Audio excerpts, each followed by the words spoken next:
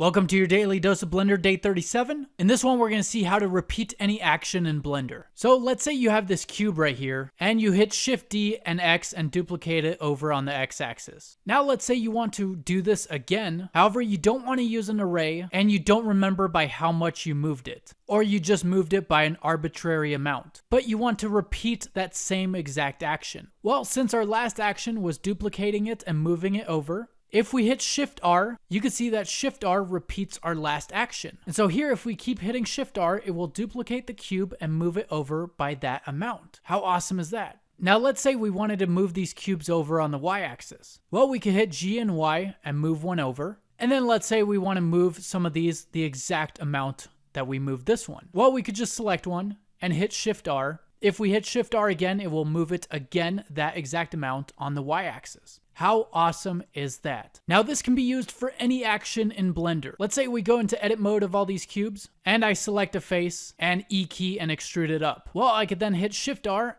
and it will repeat that extrusion. I could even go to any other face of any cube and hit Shift R and it will repeat that extrusion by that exact amount. We could do the same thing with beveling. If I hit Ctrl B and bevel this, and if I change the segments to 3, you can see I could alt left click any edge and hit Shift R and it will repeat that beveling. And again, this could be any action in Blender.